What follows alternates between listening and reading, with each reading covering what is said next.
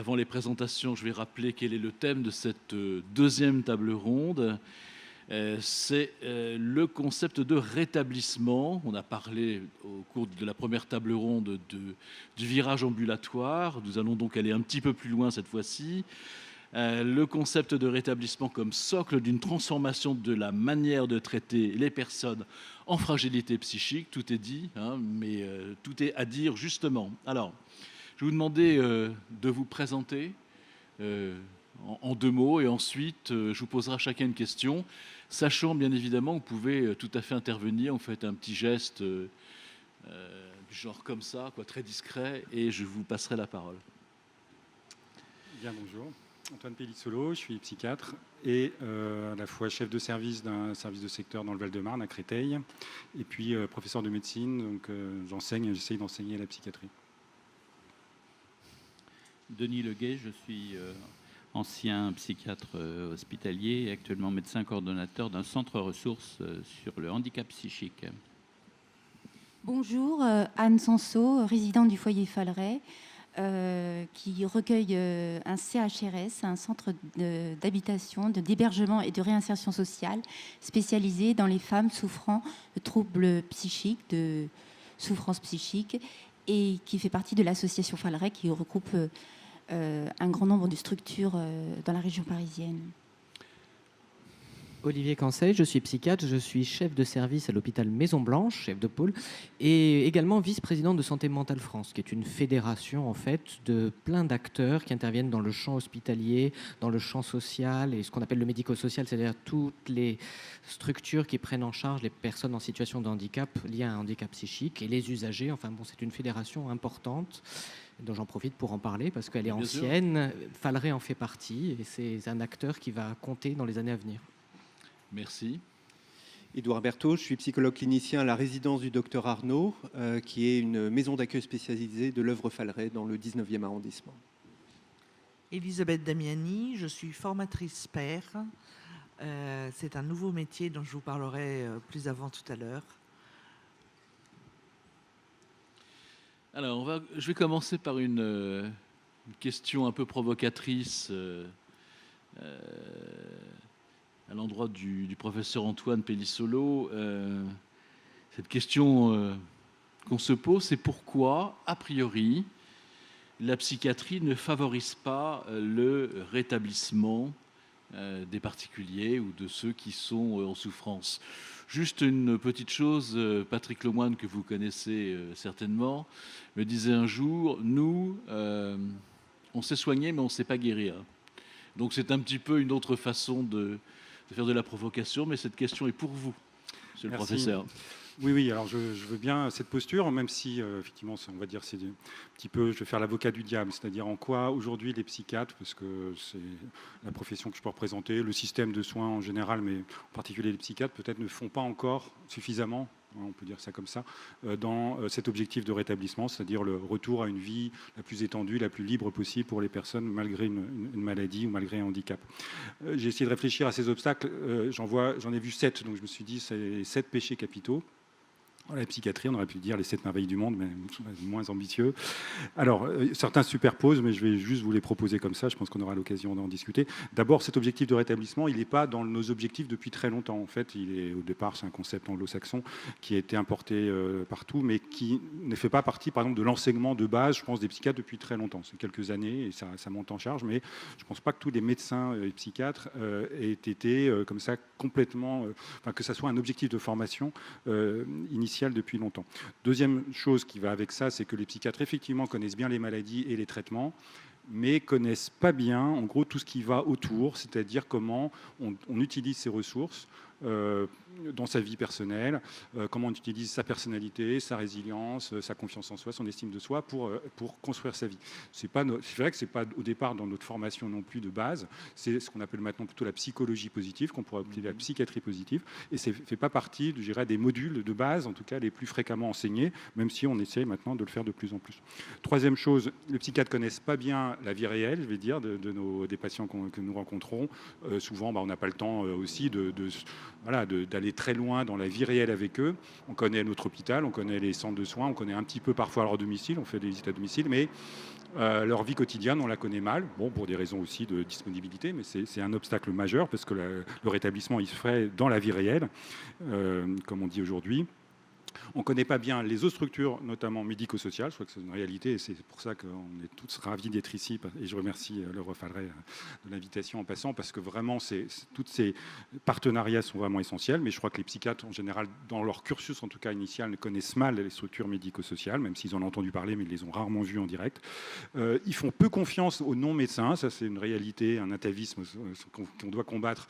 Ils font peu confiance de base, comme ça, aux non-médecins, un peu aux soignants, mais alors pas du tout aux non-sanitaires de base. Je pense qu'il y a toujours la méfiance quand je parle pour s'occuper de nos patients, hein, c'est pas dans la vie comme ça en général, mais ils sont pas tous paranoïaques complètement, mais il y a quand même cette notion qu'il n'y a que nous qui savons faire. Bon, ce qui est évidemment très, très abusif, voire complètement faux.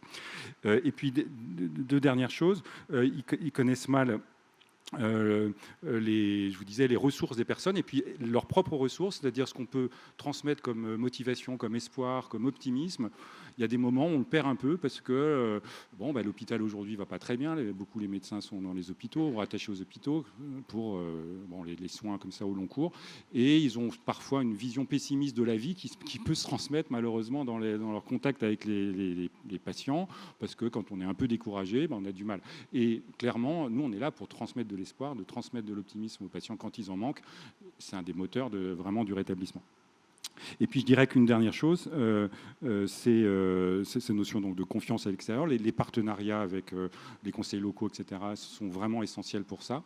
Et puis la dernière chose, c'est les médiateurs de santé pairs, puisque c'est un des termes qu'on utilise, tous les pairs aidants de manière générale, sont essentiels pour cet enseignement-là, sa transmission de l'expérience, et il n'y en a pas assez. Donc, tout simplement, je pense que les psychiatres ne font pas assez ce qu'il faut pour qu'il y en ait plus. Enfin, on essaye, hein, c'est des choses qui se développent, mais je crois que plus il y en aura dans nos services, plus on aura capacité à participer à ces modalités de rétablissement. Pardon d'avoir été un peu long.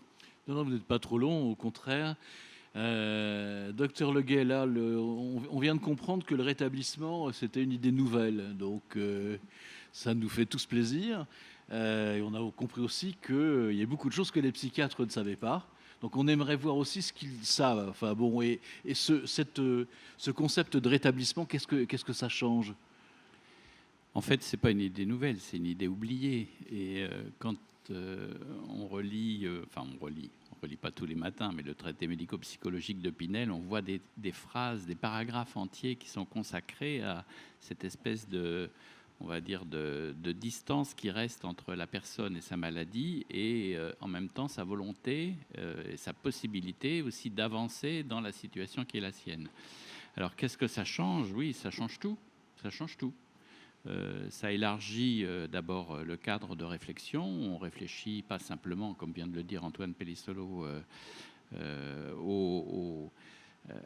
on va dire, au résultat de l'action thérapeutique, mais on réfléchit à l'ensemble du cadre de vie de la personne, tout ce qui vient d'être développé, c'est-à-dire effectivement à la qualité de vie, au projet, à la réalisation personnelle.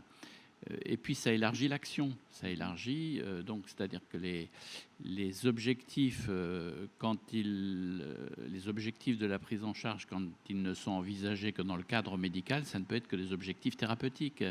Alors que là, quand on élargit l'action, on élargit à des objectifs qui sont de l'ordre de l'inclusion sociale, qui sont de l'ordre des relations, qui sont de l'ordre des projets, qui sont de l'ordre du sens de la vie. Et donc voilà, le concept de rétablissement, c'est un concept qui est aujourd'hui heureusement rétabli, si je peux dire des choses comme ça, et qui est tout à fait précieux, j'allais dire, pour nous donner notre boussole, notre étoile du berger, pour la mise en œuvre des actions thérapeutiques qui ne peuvent être des actions aujourd'hui que coordonnées aussi à des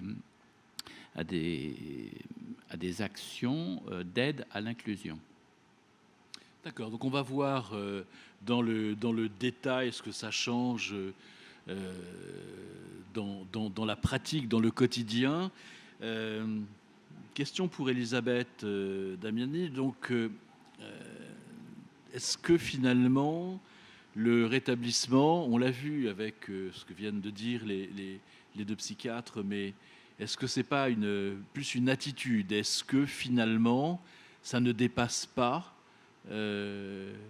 simplement cela, c'est-à-dire le cadre de la psychiatrie? Est-ce que le rétablissement, c'est pas un ensemble plus large que tout cela? Tout à fait. C'est un ensemble qui englobe tous les aspects de vie d'une personne. Alors j'ai envie de citer Patricia Degan, qui est américaine, qui a connu les troubles psy et qui est devenue psychologue, et qui nous livre une belle définition de ce que peut être le rétablissement. Elle dit ceci: le rétablissement, c'est une attitude, une façon d'aborder la journée et les difficultés qu'on y rencontre.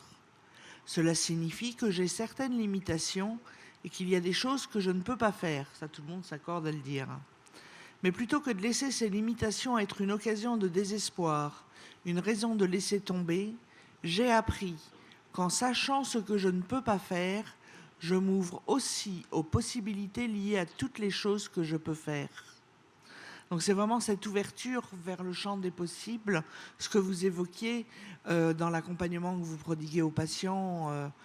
J'aime bien votre expression que le rétablissement est quelque chose d'oublié plutôt que quelque chose de nouveau. Je crois effectivement qu'on n'invente pas le fil à couper le beurre.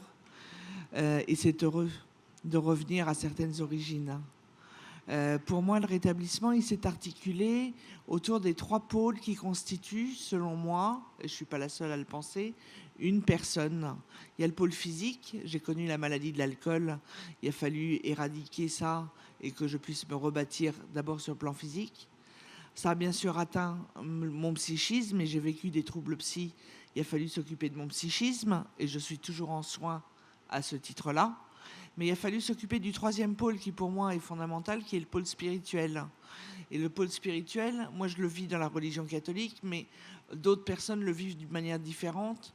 L'important, c'est de grandir dans toutes les dimensions de son être et de ne pas bâtir un rétablissement bancal, mais bien le bâtir sur les 3 pôles qui, selon moi, constituent toute personne. Et c'est vraiment porté par une espérance que je peux me battre aujourd'hui en étant formatrice pair au sein de l'organisme de formation qui s'appelle Alpha Psy et qui a été fondé par l'œuvre Falleret. J'ai participé à la formation d'autres formateurs pairs et je participe maintenant à la formation de professionnels de l'œuvre Falleret ou d'autres associations pour permettre aux professionnels un changement de posture. Ça peut paraître très ambitieux, je ne crois pas que ça le soit. Mais je crois que c'est important de dialoguer entre professionnels, chacun avec sa lunette, et de mettre en commun nos différentes facettes pour le bien-être et le mieux-être, mais on peut dire le bien-être, des personnes en souffrance psychique. Et c'est possible.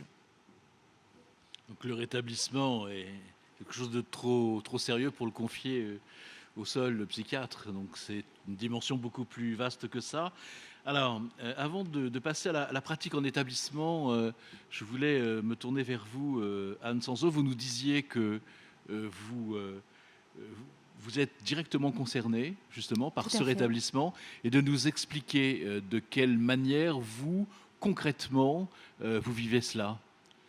Alors moi, je voulais dire que les 3 interventions précédentes étaient très intéressantes, d'autant plus que je peux aller directement amener vers mon sujet, qui est qu'en effet, l'hospitalisation en période de crise aiguë, elle est essentielle. J'ai fait une très longue dépression qui n'a pratiquement jamais été soignée. Il a fallu que, heureusement, je connaisse le foyer Falleret pour comprendre en considération non seulement le cas médical, le cas social, le cas de réinsertion et le cas de la psychothérapie institutionnelle dont on parlait tout à l'heure. Donc j'ai été très touchée par cela. Et en effet, quand elle parle d'acteurs de sa vie, j'ai très bien compris que pousser la porte, comme disait Madame Aignan tout à l'heure, c'était une évidence, mais il fallait pour ça considérer 3 choses. D'abord, avant l'hospitalisation, il faut travailler en amont. Et après, il faut travailler aussi en aval. En amont, moi, j'ai fait une dépression tout simplement parce que j'étais dans un milieu anxiogène, aussi bien familial que dans un logement qui était insalubre. Mon propriétaire en a profité. Hein. Bon, il savait dans quelle situation j'étais. Rupture familiale, donc il en a profité quand j'étais étudiante. Mais ça, tout le monde en profite. Hein, parce que quand vous allez mal, tout le monde en profite, malheureusement, pour l'instant. Et donc c'est pour ça que tout à l'heure, dans la première partie du sujet, on parlait de précarité. Et elle disait qu'il fallait que tous les acteurs sociaux et médico-sociaux s'en rendent compte le plus tôt possible. Donc ça, c'est un travail en amont. Parce que moi, j'ai connu le milieu toxique, anxiogène, aussi bien. Et c'est là dont venait ma dépression. Ma dépression n'est pas venue par hasard. Un jour où je me suis réveillée, c'était comme ça. C'était un long chemin. Ça ne s'attrape pas comme la grippe, hein, on est bien d'accord. Non, ça ne s'attrape pas par la grippe. Et il n'y a pas que les médicaments qui suffisent, mais c'est utile. En état de crise, c'est évident qu'une hospitalisation... Et alors, en aval, je voulais dire, donc j'ai vécu des traumatismes enfants qui m'ont entraîné vers une santé déficiente et qui m'ont fait favoriser une explication et un développement dans un milieu toxique, anxiogène. Aussi bien physiquement, l'habitation, que anxiogène mentalement. En aval, je pense que l'accompagnement est très important, que ce soit par des travailleurs sociaux, que ce soit... sortir de ce milieu anxiogène, comme le foyer Falleret le fait très bien. Moi, le foyer Falleret a été pour moi une seconde chance. Sortir de ce milieu et de façon à la réhabilitation de l'individu.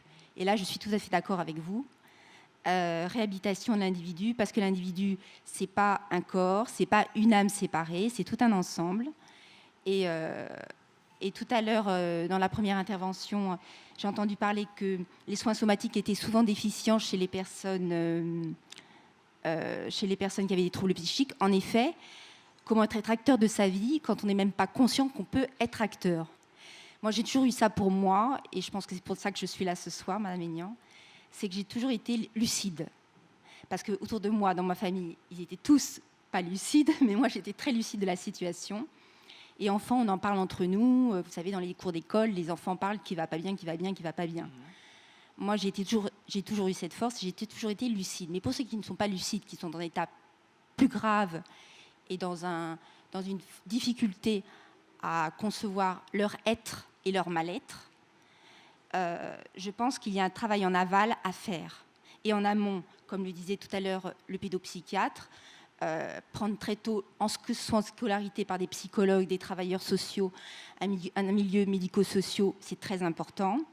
En aval, un accompagnement pour une réhabilitation de l'individu et qu'enfin l'équilibre soit atteint. Parce que l'équilibre, il ne faut pas rêver, l'équilibre n'est pas atteint en sortant de l'hôpital. En sortant de l'hôpital, généralement, les gens sont très amoindris par les médicaments. Ils sortent d'un milieu où ils sont très couvés et ils sont lâchés dans la société. Les premiers jours, c'est déstabilisant, angoissant. Et alors, pour les gens qui vous croisent, eux ont peur aussi, d'où la stigmatisation. Donc, ça ne facilite pas l'intégration en société. C'est une étape nécessaire, comme les 3 étapes, mais ça ne facilite pas la réinsertion. Ça facilite le passage d'une crise aiguë qui doit forcément passer par un encadrement très strict pour que l'individu retrouve quelques rappels de ce que ça peut être un équilibre, pas un équilibre, mais des limites, parce que je crois que c'est ça le problème en psychiatrie, c'est les limites. Et les limites que fixe la psychiatrie chez l'individu, les limites qui aident à se construire en tant qu'individu et en tant qu'identité. D'accord.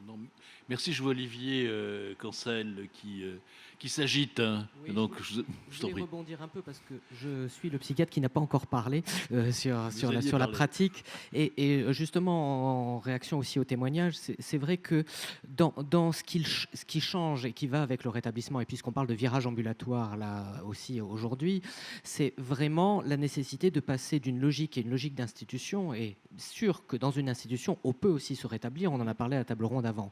Mais on est surtout, il faut passer à une logique de parcours, c'est-à-dire que d'avoir une prise en charge qui est individualisée le plus possible et qui accompagne la personne, pas seulement dans les institutions ou d'une institution à l'autre, mais de façon personnalisée. Et ce qui veut dire que pour que la psychiatrie puisse changer, il faut aussi qu'on soit moins dans un modèle qui reste hospitalo-centré, pour faire la synthèse avec ce que disait Antoine Bellissolo tout à l'heure. C'est-à-dire que la prise en charge en psychiatrie reste quand même beaucoup centrée sur l'hôpital. C'est le lieu où les choses se décident, où les financements sont arbitrés, et ainsi de suite. Là où, certes, il y a eu la psychiatrie de secteur qui a essayé d'inventer, d'accompagner les parcours jusqu'au domicile, depuis le domicile et ça, mais c'est quelque chose qui est resté inachevé parce qu'il manquait aussi cette articulation avec tout ce qui existe dans le champ associatif et médico-social. On est encore sous l'emprise de cela actuellement en France, malgré tous les efforts pour essayer d'unifier ce champ et qui reste encore très parcellaire, et c'est vraiment autour des parcours et peut-être autour de nouveaux métiers comme les médiateurs de santé père aidant, comme les gestionnaires de cas, les case management pour le dire en français, qui sont vraiment des nouveaux métiers, ou même certains infirmiers en pratique avancée pour les situations complexes. C'est tout ce terreau-là qui va permettre que vraiment émerge probablement un vrai accompagnement du rétablissement.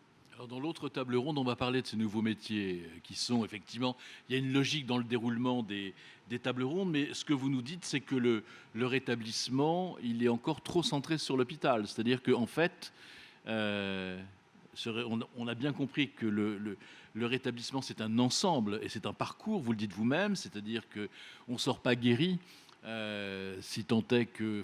En tout cas, rien n'est figé comme ça, et que, c'est ce que vous nous disiez, Anne, il y a une différence entre le moment où on peut sortir de l'institution et celui où on se retrouve dehors quasiment sans rien. Enfin, je veux dire, sans rien s'il n'y a pas des structures d'accompagnement, s'il n'y a pas ce parcours dont vous parlez. Oui, je vous en prie. Oui, tout à fait. Je suis tout à fait d'accord, et c'est là que l'ambulatoire peut intervenir. Oui, je suis tout à fait d'accord. Alors, comment ça se passe en établissement? Là, je me tourne vers vous, qui est psychologue, Édouard Berthaud. Comment vous faites, comment vous voyez le rétablissement au sein des établissements dans lesquels vous travaillez?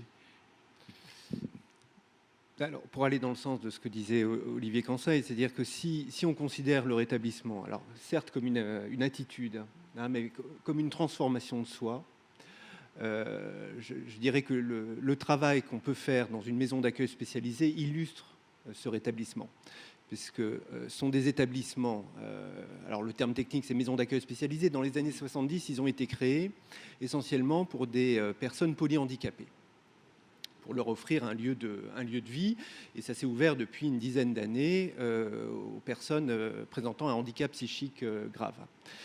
Mais ces établissements ne peuvent plus être uniquement, je dirais, des lieux à vie, pas seulement des lieux de vie, mais des lieux à vie ou des lieux de fin de parcours, puisque les personnes que nous accompagnons changent, se modifient, évoluent, et les institutions doivent évoluer et suivre, c'est la question du parcours qui a été évoquée tout à l'heure, doivent suivre aussi le parcours des personnes. C'est-à-dire qu'on est censé accueillir ce qu'on appelle des patients au long cours, pour ne pas dire des patients chroniques, comme on disait, et on découvre des patients au parcours, en fait. Et ce qui permet, en fait, à des établissements comme la maison d'accueil spécialisée dans laquelle je travaille, de présenter différentes façons d'accompagner ces personnes dans leur parcours, dans leur modification. Alors bien sûr, on a un accueil durable, il y a un hébergement durable pour les personnes qui le souhaitent. Il y a également un hébergement temporaire, un accueil de jour. Et puis là, on est sur un projet d'habitat inclusif, d'appartements en lien avec la maison d'accueil spécialisée. Il y a cette notion de répit, donc, c'est-à-dire qu'on n'est pas, je veux dire, toute sa vie condamné, entre guillemets, pardonnez-moi ce mot, à être un souffrant psychique, mais on peut avoir des périodes où on souffre et d'autres où finalement la réponse n'est en tout cas pas toujours la même. C'est ça. Alors, ça vient remettre en débat, ce qui est intéressant, les questions de stabilité, les questions de chronicité aussi. Et Alors peut-être pour dire un mot sur la première question, c'est-à-dire est-ce que le rétablissement a été oublié de la psychiatrie? Je crois qu'elle a surtout été dissociée, enfin, c'est un terme qui est important pour la psychiatrie, mais dissociée de la psychiatrie, c'est-à-dire pendant longtemps le rétablissement c'était une théorie hors du soin. Il n'était pas question ni de guérison, ni de rémission. Donc il y avait d'un côté le rétablissement, et ça existe encore, hein, ce clivage. Moi, je vois bien que c'est au moment où on parle énormément de rétablissement qu'on peut me présenter des situations de déficit. Mais c'est vrai qu'il y a un effort qui est de plus en plus grand pour la psychiatrie d'aller vers le rétablissement, de permettre aux personnes d'être des citoyens à part entière et d'éviter ce saucissonnage comme ça, qui serait caricatural à dire que l'hôpital considère que ce n'est pas un lieu de vie et que les lieux de vie considèrent qu'ils ne sont pas des lieux de soins. Elisabeth. Oui, alors, marche plus. Ça y Si. est, ouais. Moi, il y a quelque chose qui m'apparaît comme étant suffisamment important pour le souligner. On n'est pas condamné à vivre avec des troubles psy. Et on ne vit pas malgré ces troubles psy. L'important dans ces phrases-là, c'est simplement le mot vie. On vit. Moi, j'ai des troubles psy. J'ai aussi un problème de thyroïde. J'en fais pas tout un plat. J'ai un traitement pour la thyroïde, j'ai un traitement pour mes troubles psy. Et l'important, c'est comment je vis avec tout ça. Et comment je transforme mon propre regard sur mon histoire pour en faire un parcours, pour reprendre le vocable que tu employais, Édouard. Non, c'était vous qui l'employez, pardon.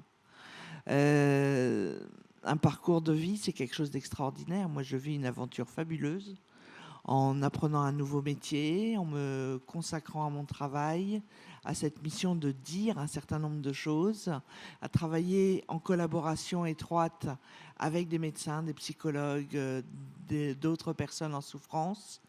C'est une aventure fabuleuse, donc je ne suis pas condamnée, je récuse le terme. Je vis avec. Bien, Elisabeth vit avec. Docteur Leguet, puis ensuite Anne, et la parole continuera à circuler, bien sûr. Je vous en prie. Oui. Je voulais juste peut-être attirer l'attention sur le fait que, bon, c'est vrai qu'on parle beaucoup plus de rétablissement aujourd'hui, hein, donc, mais c'est pas par, on va dire, c'est pas par abandon. Ça pourrait paraître comme étant une sorte d'abandon de la notion de guérison, comme une sorte de réévaluation à la baisse de nos ambitions thérapeutiques, alors que c'est pas ça du tout, hein. Je crois qu'il faut, si effectivement on parle de rétablissement, c'est ça recouvre, on va dire, trois inflexions, trois modifications et trois messages peut-être qui sont adressés en même temps que aux personnes, qui sont aussi adressés aux professionnels. C'est-à-dire de dire, d'abord, premièrement, on peut aller bien, on peut aller mieux, et on peut aller bien avec une pathologie psychiatrique. Première chose. Et on le dit à la fois aux personnes et aussi donc aux professionnels. La deuxième chose, c'est pour aller bien, c'est effectivement le mouvement, c'est de se mettre en position d'acteur. Et c'est donc à la personne, pour ce qui concerne la personne, de se mettre dans cette position de mouvement, d'attente, de réalisme, de définition de ses objectifs prioritaires, etc. Et en même temps, c'est dire aussi aux professionnels, mais respectez ça, respectez ces objectifs qui sont définis par la personne et aidez-la dans ces objectifs et pas forcément dans vos objectifs thérapeutiques à vous qui seraient par exemple le silence symptomatique, hein. C'est un petit peu ça que souvent, traditionnellement, les psychiatres attendent. Et puis la troisième chose, c'est mettre en avant ce concept de rétablissement, c'est aussi placer la maladie dans une sorte d'extériorité par rapport à la personne. On n'est pas schizophrène, hein. On souffre de troubles schizophréniques. On n'est pas bipolaire. On est affecté par un trouble et on se bat. La personne, elle n'est pas dans le trouble, elle est dans ce qui est à l'extérieur du trouble. Et c'est par, on va dire, notre collègue évoquait cette question de la transformation, c'est par ce travail d'écriture d'un récit de transformation que s'effectue le processus de rétablissement. Je vous en prie, docteur. Oui, je veux bien rebondir aussi pour dire que c'est la mutation, c'est une mutation un changement de culture. Alors ça a été initié normalement par la loi de 2002 sur l'usager dans le système de santé, la loi dite loi Kouchner. C'est-à-dire que on est censé être désormais médecins et usagers dans un partenariat. On n'en est pas encore tout à fait là. Mais je pense que pour faire évoluer cette culture et faire justement arriver à ce que cette idée du rétablissement soit plus partagée, bien évidemment le rôle clé des usagers, leur présence dans les institutions, dans les enseignements comme Madame Damiani, c'est essentiel parce que c'est ça qui fait bouger beaucoup les représentations. Parce que pour croire au changement, pour soutenir l'espoir, il faut y croire soi-même. Hein, donc il faut déjà convertir peut-être les soignants. Et il me semble qu'un des leviers essentiels de cela, mais ça c'est dans le champ de toutes les maladies chroniques. Les maladies chroniques, c'est quand même 80% des consommations de soins en santé. C'est vraiment l'éducation thérapeutique du patient, parce que l'objectif de l'éducation thérapeutique du patient, c'est la qualité de vie. Donc c'est vraiment un processus où on met en valeur là aussi le savoir expérientiel, c'est-à-dire tout ce que les gens savent eux-mêmes sur la façon de gérer leurs symptômes, de gérer leur quotidien et comment ils s'adaptent avec leurs symptômes. Et c'est ça qui soutient en fait la démarche d'éducation thérapeutique. C'est pas seulement, ça doit pas rester de la transmission de savoir ou de savoir-faire, ça va bien au-delà. C'est vraiment un partage entre pairs et c'est vraiment aussi sur une relation fondée sur une relation de partenariat avec les soignants dans une égalité qu'on n'a pas encore atteinte. Hein, voilà, c'est-à-dire que c'est pas que le savoir expérientiel ou le savoir académique soit en compétition, mais ils se complètent. C'est dans cette complémentarité-là qu'on peut avancer vers le rétablissement. Dans ce que vous dites, une question à chaque fois qu'une personne est en souffrance, ou en tout cas dit elle-même qu'elle est en souffrance, qui est déjà une catégorie assez particulière, et qui néanmoins trouve des solutions, je lui demande toujours comment tu fais. Enfin bon, c'est très intéressant le comment tu sais. Là, on voit finalement que le cerveau est le meilleur ami et le pire ennemi, quoi. Je veux dire il peut nous raconter n'importe quoi, on peut lui raconter n'importe quoi, ça devient assez compliqué, mais en même temps, je crois qu'il y a une grande appétence au bonheur. C'est ce que finalement on a tous envie et qu'on on est fabriqué pour ça, quoi, pour être heureux. Et alors justement, dans ce concept de rétablissement, on parle beaucoup de la restitution du pouvoir d'agir, c'est-à-dire que le souffrant doit arrêter aussi peut-être de se considérer uniquement comme un souffrant face à un thérapeute, avec cette frontière un peu qui existe de moins en moins, même si elle reste. Voilà. Comment on récupère son pouvoir d'agir? Est-ce que tout le monde peut le récupérer? Anne, je vous en prie. Alors oui, j'ai bien aimé le gérer ses symptômes, parce que c'est ça en fait le problème. Déjà la psychiatrie, c'est avant tout la psychiatrie, les troubles psychiques, les troubles psychologiques, c'est avant tout les troubles du comportement. Et c'est pour ça, à mon avis, que ça fait le plus peur à la société, c'est que les comportements, la première chose que c'est visible. Donc quand on voit, c'est impressionnant. C'est impressionnant et c'est pour ça que les crises aiguës sont le cas d'hospitalisation et maintenant d'ambulatoire, parce qu'il y a on va un peu plus loin, mais l'un ne va pas sans l'autre.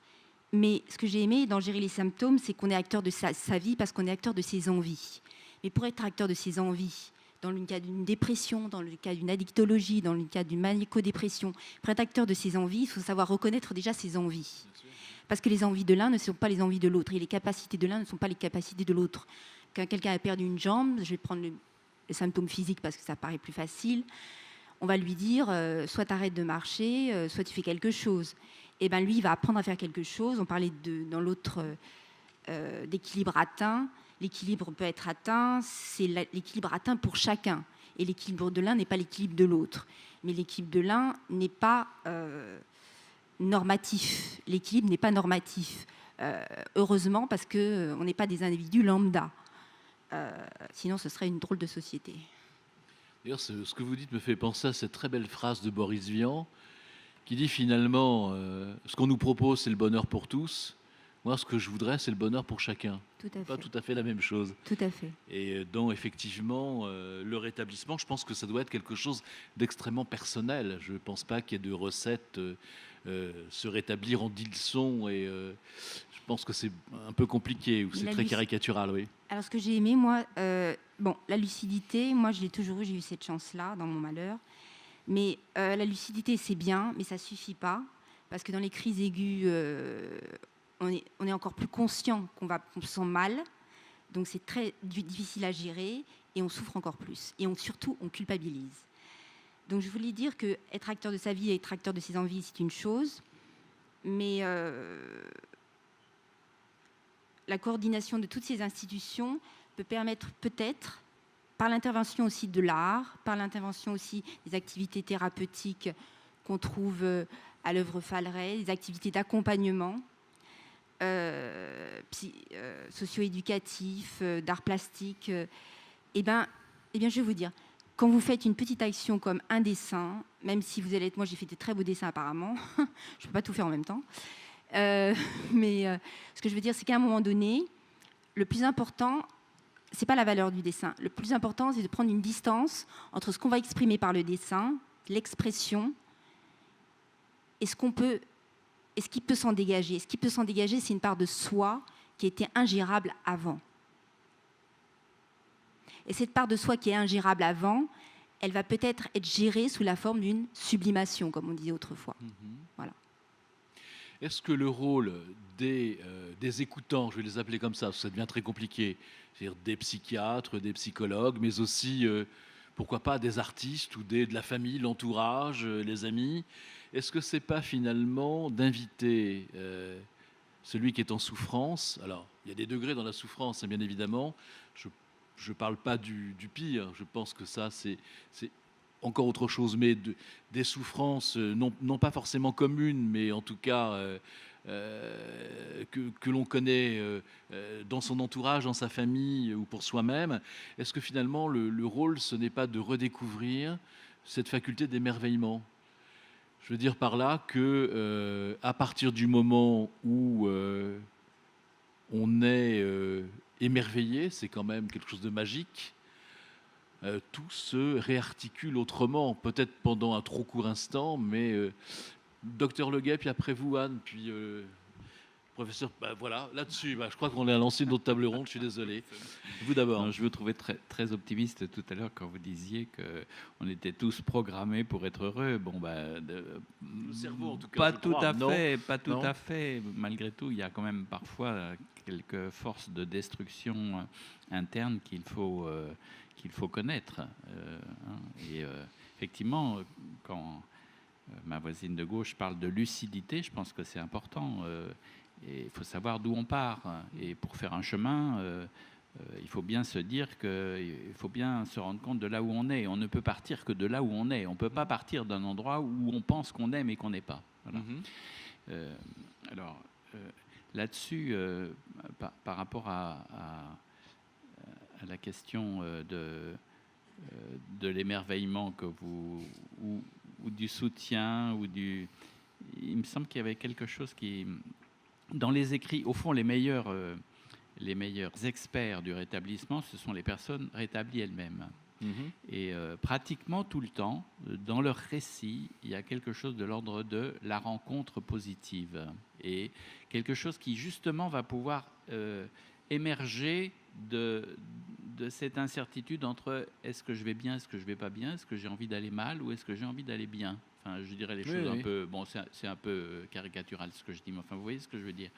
Et la rencontre, une rencontre qui donne du sens, une rencontre avec un regard qui va signifier « je crois en toi », qui va être porteur, au fond, d'un encouragement et en même temps de quelque chose qui, comme une sorte de pari positif. On parlait tout à l'heure de psychiatrie positive, je crois.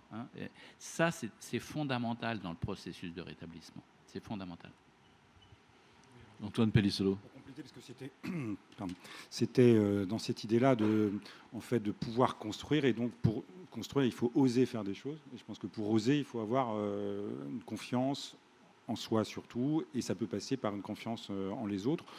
ou quelque chose que vous évoquiez peut-être de la même façon, l'émerveillement ou la spiritualité ou tout ce qui est un petit peu au-delà du matérialisme immédiat, qui donne une motivation. Et ça, c'est là, je pense qu'il n'y a pas de recette, il n'y aura pas la même recette pour tout le monde en tout cas, puisqu'on est tous différents, c'est un truisme, mais c'est là que ça s'exprime, c'est-à-dire que quelque chose qui va marcher pour quelqu'un ne marchera pas pour quelqu'un d'autre. Et ce que le docteur Leguet évoque, c'est les rencontres qui peuvent être très variables finalement. Ça peut être avec une personne, ça peut être quelqu'un de proche, ça peut être un soignant, ça peut être ce qu'on veut, ça peut être une expérience, ça peut être un lieu.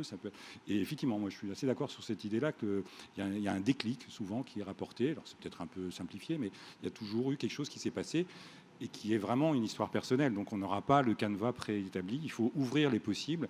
Et je pense que ce qui permet de donner ces possibles-là, c'est que les personnes s'expriment, s'extériorisent, et donc osent, et donc encore une fois, aient confiance en quelqu'un. Donc notre travail, je pense à tous, usagers qui viennent aider les autres, soignants par nature évidemment, et les proches, beaucoup les familles, je pense qu'on n'en a pas beaucoup parlé, mais c'est essentiel, c'est d'ouvrir les possibles, c'est-à-dire de dire, bon, même si là il y a des obstacles, on va essayer de les affronter ensemble, ou en tout cas avoir des guides possibles.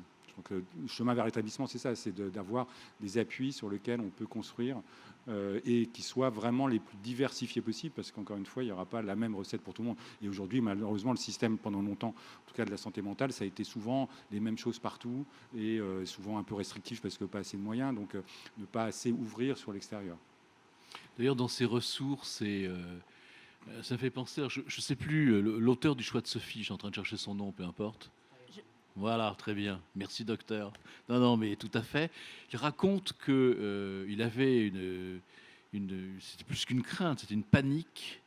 Dès qu'il s'agissait de rencontrer des journalistes, je le comprends, c'est très chiant un journaliste, mais lui devait venir, son éditeur lui disait il faut faire des séances de signature, etc. Et il s'arrangeait pour ne pas être là, tout en disant je viendrai, mais il venait jamais. Et un jour, il était guéri, il avait vu un nombre considérable de thérapeutes qui faisaient leur boulot, mais qui ne trouvaient pas ce qui lui convenait à lui.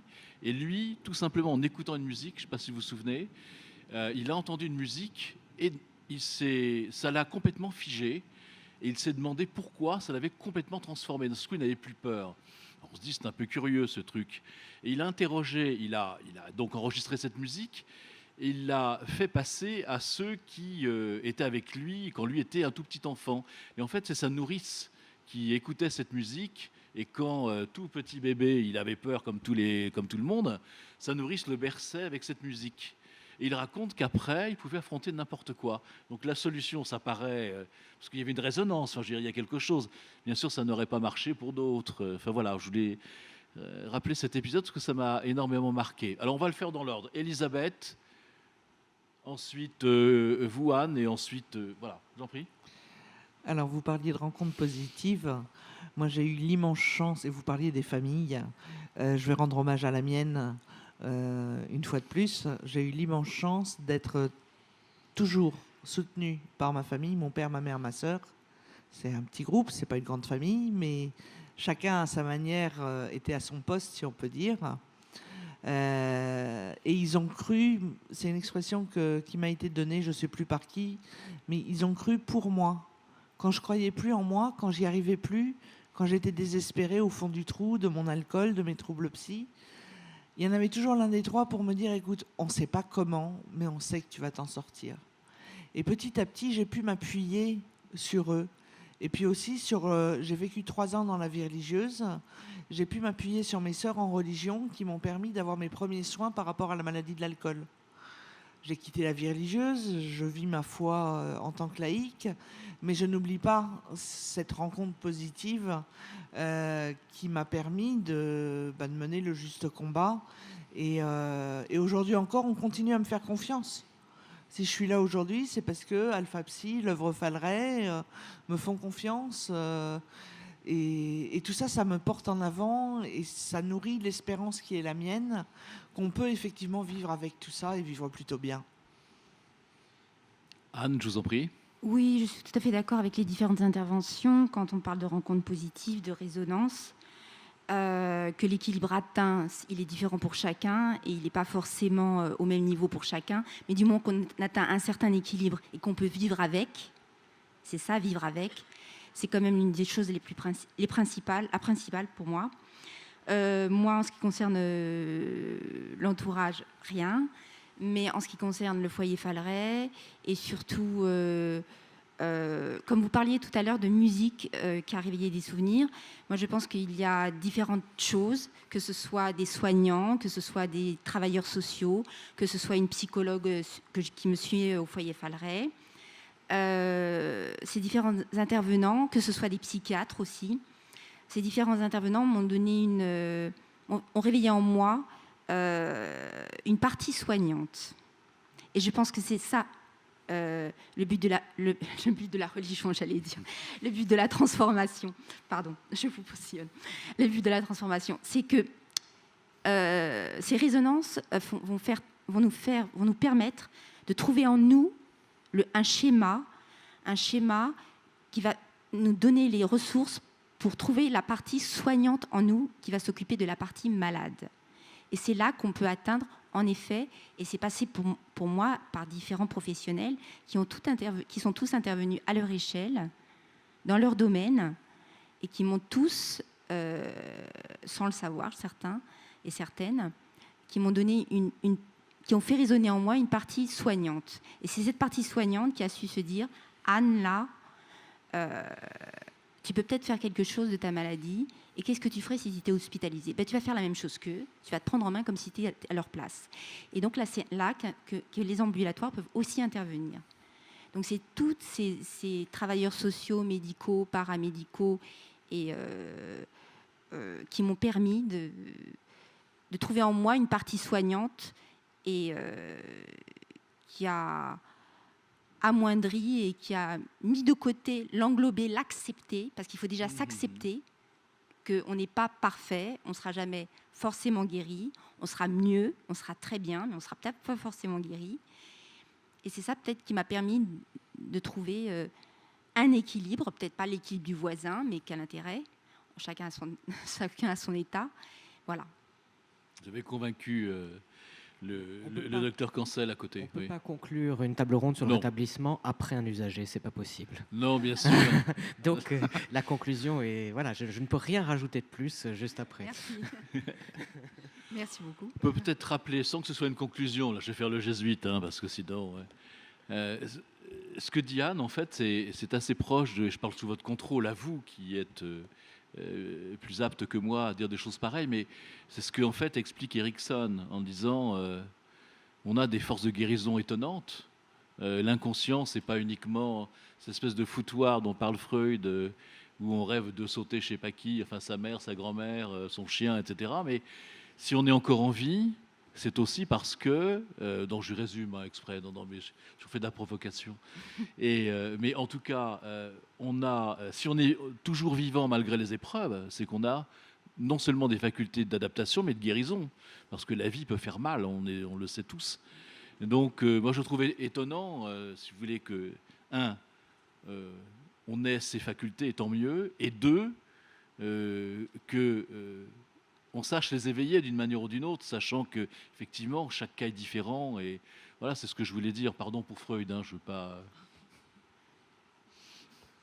J'ai quand même fait l'effort de le lire en entier, donc. Moi aussi. Mais ouais. Moi aussi. Bon. Mais je pense que. Enfin, on va pas partir là-dessus parce que c'est un autre débat. Mais en tout cas, ce qui est intéressant, c'est ça. C'est le rétablissement est possible. Il est personnel. Il s'appuie en tout cas à la fois sur une bienveillance des autres, une écoute, mais aussi sur une confiance en soi. Ça se rétablit pas, ça doit se rétablir ou ça doit se trouver. C'est pas automatique. J'imagine que quand on est en grande souffrance, parler de bonheur, de rétablissement, ça doit être plutôt abstrait. Ça n'a pas grand sens. Et que ça, c'est de la provocation de parler de bonheur quand vous souffrez. Oui, bien sûr. Et pourtant. Et c'est bon pour la santé, comme disait Voltaire. Mais ça fait rire au moins. Ça peut faire rire, d'ailleurs, entre spirituel, dans les deux sens du mot, et même spiritueux, il y a finalement beaucoup de... il y a une racine commune. Non, je pense qu'il faut aussi s'amuser un petit peu, mais déjà, quand on s'amuse, je pense qu'on est déjà en cours de rétablissement, non ? 100%. Bon. C'est prendre du recul et s'amuser, je pense que c'est un des piliers, effectivement, du bien-être, mais aussi des soins et puis d'une vie meilleure. Et à partir du moment où on arrive à prendre du recul avec son histoire, c'est là où on peut vraiment vivre avec. Tant qu'on l'a subi, on vit malgré. Quand on prend de la distance, je ne sais pas ce que vous en pensez, mais je pense que quand on arrive à prendre un peu de distance, à regarder les choses, voilà, les poser devant soi et dire, bon, ben, ok, il y a ça, très bien, qu'est-ce que j'en fais? Parce qu'il y a être acteur de sa vie, mais Voilà. être réacteur de sa vie. C'est-à-dire la réenclencher après des épisodes douloureux et la réenclencher parce que la guérison n'est jamais pour tous et n'est jamais à tout moment. Il faut être constamment à l'éveil, à l'écoute de soi-même, se connaître, et ça c'est le travail de tous les soignants, les professionnels de la santé, du social, du médico-social, et du médical évidemment, et du paramédical. Et c'est un travail de longue haleine, et connais-toi toi-même. Je vous en prie. J'ai trouvé quelque chose à dire. C'est-à-dire que acteur, c'est encore pas assez, parce que acteur, on va toujours interpréter un rôle qui n'est pas écrit par soi. C'est auteur dont il s'agit. Il s'agit d'être auteur de son Scénariste aussi, non? Voilà, C'est un truc qui nous plaît. Ou alors si on est acteur, il faut être scénariste en même temps, quoi, et metteur en scène, quoi. Ça veut dire que utiliser les ressources qui sont à disposition, mais dans un projet qui est un projet que l'on écrit et qu'on ne fait pas pour les autres, mais pour soi. Pour reparler de l'humour, moi j'ai eu, dans les confidences il y a 20 ans, j'ai eu recours à un psychiatre parce que j'étais en pleine dépression. Donc, mais je m'en étais aperçu, donc je suis allé sonner tout seul en me disant ça va vraiment pas, etc. Et ça n'allait pas. Donc il y a des médicaments qui peuvent vous être utiles pour passer, etc. Et il y a eu un moment où finalement le psychiatre a dit non mais on va vous sevrer en médicaments, on n'a plus besoin. Ça va très bien, tout simplement parce qu'il s'appelait Alouche. Et que ça, pour l'instant, c'est pas drôle, mais comme il l'avait un peu forcé au niveau des antidépresseurs, je lui avais dit, Alouche, vous n'y allez pas avec le dos de la cuillère. Et là, il m'a dit, vous êtes guéri. Non, c'est pas une blague en plus. Donc voilà, je crois qu'on peut aussi l'humour, effectivement, ça fait l'humour pour soi déjà. Rire tout seul, c'est bien. Enfin, quand les autres rigolent, c'est bien aussi. D'autres choses, je crois qu'on s'est dit tellement de choses dans le désordre et dans l'ordre, mais on a compris en tout cas que nous étions tous malades et maintenant nous sommes tous en voie de guérison, puisque effectivement le rétablissement c'est pas quelque chose de nouveau en psychiatrie, mais c'est quelque chose en tout cas peut-être simplement de nouveau dans la société, quoi. C'est-à-dire qu'on accepte non plus un modèle d'individu qui doit être comme ça, etc., mais que chacun a sa place, et voilà. Docteur Leguet, je vous vois tirer le micro. Oui, non. Juste pour dire que, alors, on a cette vision très positive du rétablissement aujourd'hui, mais il faut savoir aussi que c'est quand même exigeant comme, on va dire, horizon de transformation aussi pour les objectifs qui sont assignés au système de soins. Et ça suppose quand même une modification, on va dire. Alors on dit c'est un concept, oui, c'est un concept qui arrive, qu'on met en avant, qu'on met en valeur, mais qui vient changer quelque chose, qui vient changer une culture, qui doit changer des pratiques, qui doit changer une formation, la formation des psychiatres en particulier, mais pas seulement des psychiatres. Et donc, je crois qu'il ne faut pas sous-estimer tout ce travail, au fond, de reconfiguration à partir de l'introduction de ce concept de rétablissement. Oui, je suis d'accord. Vous l'aurez tous compris, le changement, c'est maintenant. Donc, j'arrive un peu tard avec ça, pardon. Voilà, je crois qu'on peut applaudir nos participants et vous remercier d'avoir bravé et le climat social pour être parmi nous. Merci.